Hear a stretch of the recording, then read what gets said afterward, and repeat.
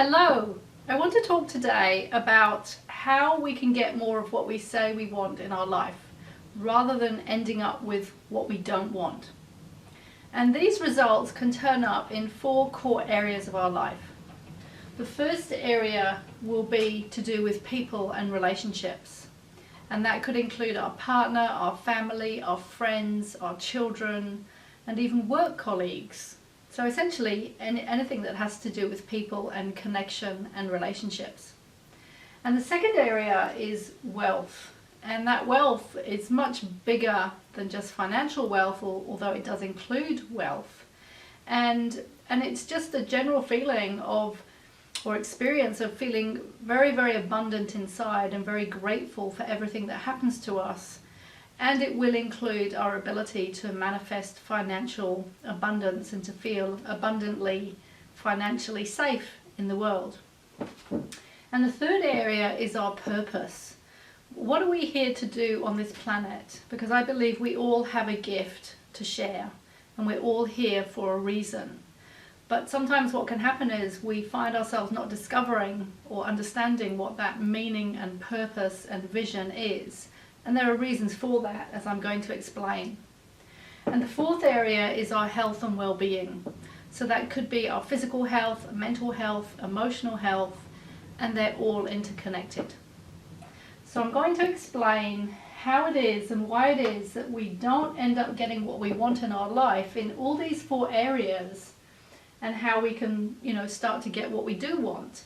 And the really interesting thing here is that all these 4 areas are connected, and the cause of why we will not be getting what we want in any of those areas is the same. The cause is the same. It's like there's one root there. And when we pull that one root out, then we will start to experience significant changes in all these areas.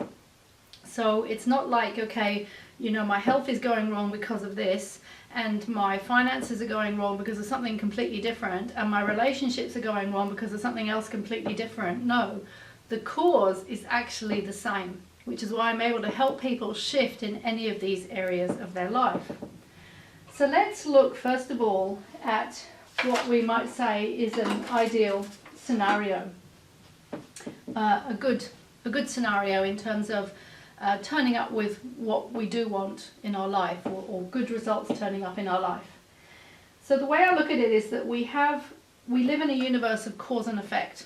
That's like a physical law. We live in a universe full of universal laws, and one of the laws is that there is a law of cause and effect. So here we have a beginning, the cause, and right at the top is the end result. And so let's say that we grow up in an environment, in our life circumstances, where we are treated well and we're loved, and so we have a nice environment that we grow up in. And this is just one example, but hopefully you can relate to this.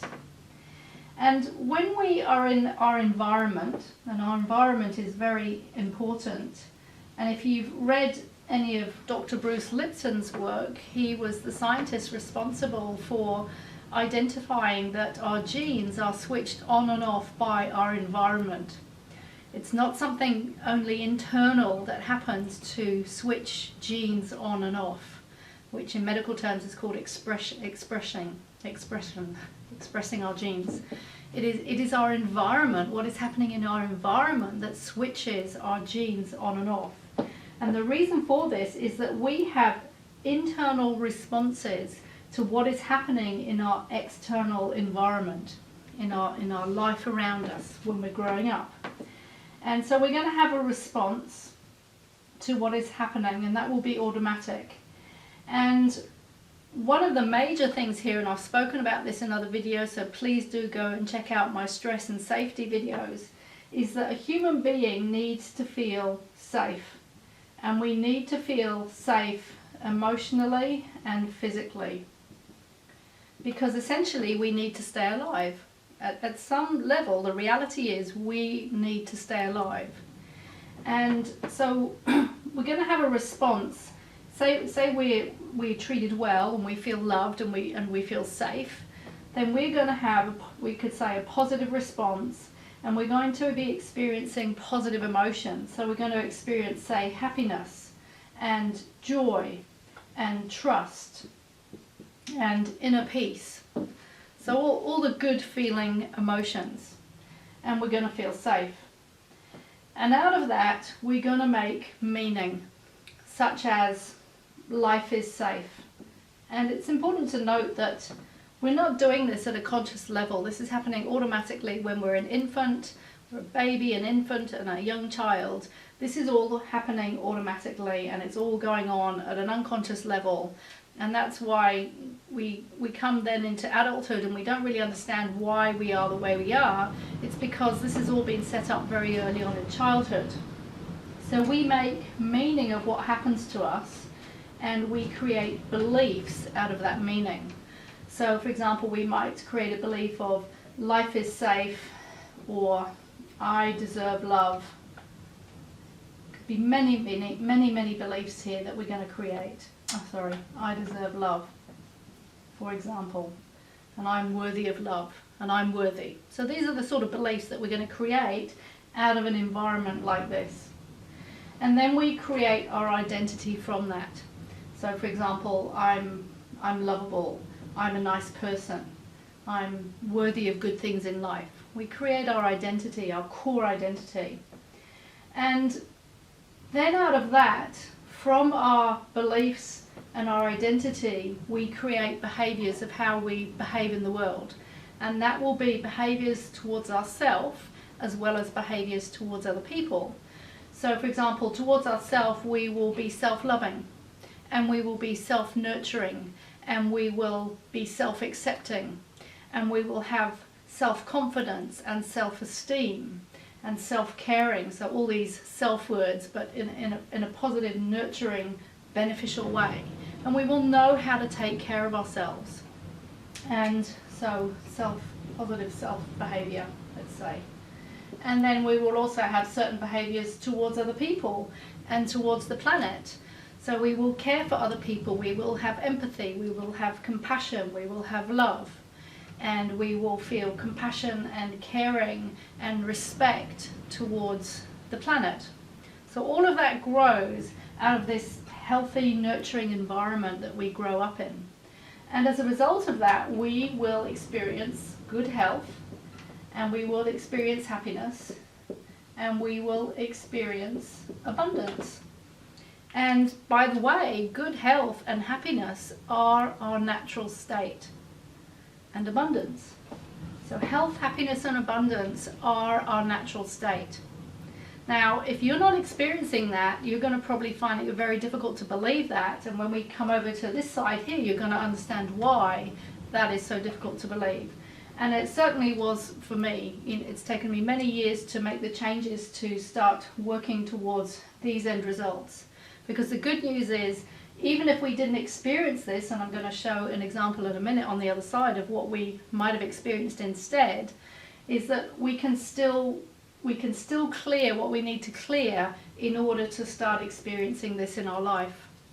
And I remember when I first started to really look inside myself, to understand why had I created a chronic illness, one of my teachers said to me that our natural state is joy, and we're here to experience joy. And I didn't believe him, because I didn't have a belief that I deserve joy, because that would be, see here, I deserve love, I deserve joy.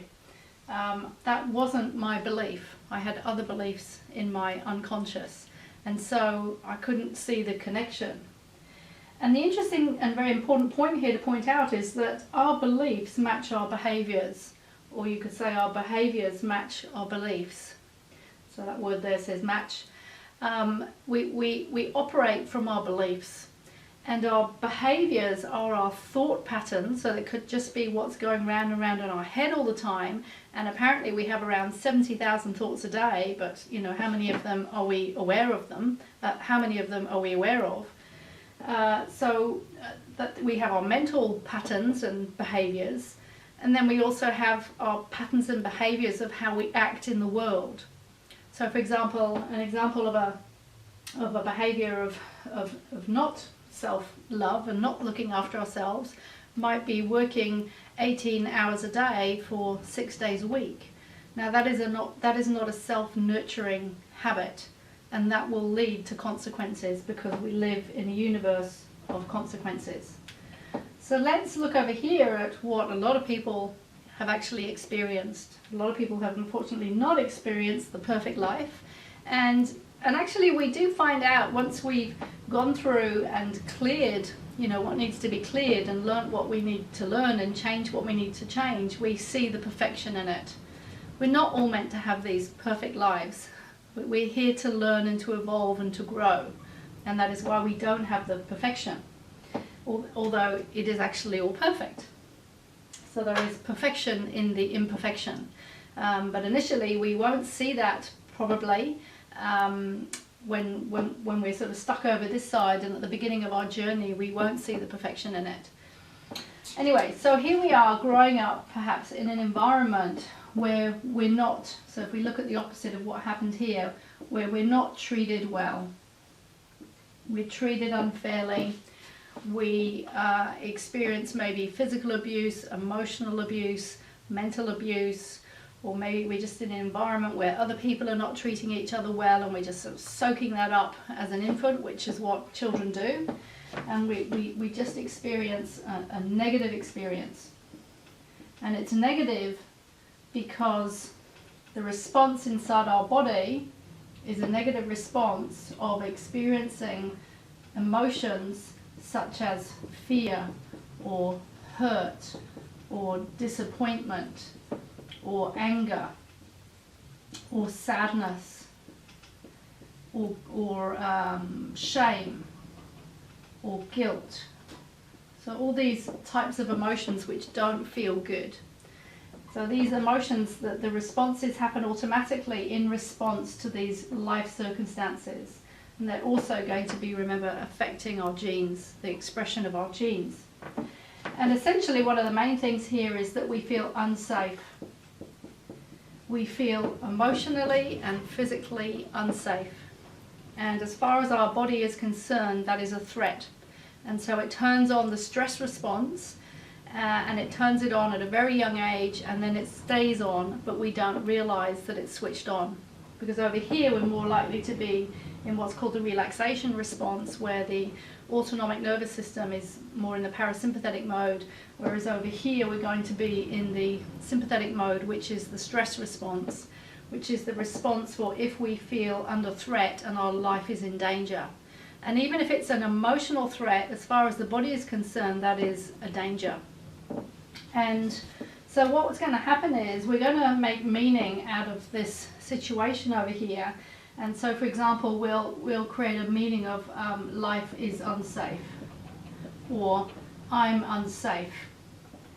And if we have events happen to us where, they're negative, we're not treated well, and traumas and traumatic events, then out of all these emotions which are created inside the body, we will essentially start to feel unworthy and bad. And interestingly enough, we translate I feel bad, in other words, I feel uncomfortable, and we translate that later, it becomes an identity and a belief of, for example, I am bad and I am unworthy. So we create these, what we call false beliefs about ourselves.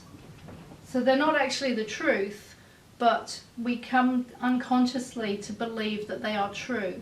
But they all sit in the unconscious, and we don't know they're operating there. And we come to create a belief, for example, such as I'm unlovable, and I don't deserve love, and I don't deserve good things in life. And that paradigm, that operating system is running, and it's like we have a virus in our operating system, but we don't know the virus is there. And it becomes our default, it becomes our identity. And out of that identity and out of these core beliefs, these false beliefs, and another way of describing them is transparent, because they're there but we see through them and we don't know that they're there. And out of that we will create behaviors So for example, we won't look after ourselves. We will put up with maybe not nice behavior from other people, or we will not look after ourselves, we will not eat healthy, we will not exercise, we will have lots of negative thinking going on. So over here we'll have more positive thinking, and over here we'll have more negative thoughts, but we won't be aware initially of a lot of what these thoughts are. And we will have behaviors where we drive ourselves to excel because we're never feeling good enough, and we're just always trying to get approval from other people or trying to make ourselves feel better in some way. And also those behaviors, unconsciously, we're trying to prevent ourselves from feeling these emotions again because they felt so uncomfortable originally, and because we felt so unsafe and there was so much fear, we don't know how to feel our emotions and how to process them, and so we go around unconsciously trying to avoid feeling our emotions all the time. And so, I mean, there's so much more I could say on this, and there's a lot more that I've said in other videos, so do go and have a look at some of the other videos. But essentially we create what we call inauthentic behavior, and also these behaviors are unhealthy. They're not for our highest good, and actually they're not for anybody else's highest good either, but we don't know that.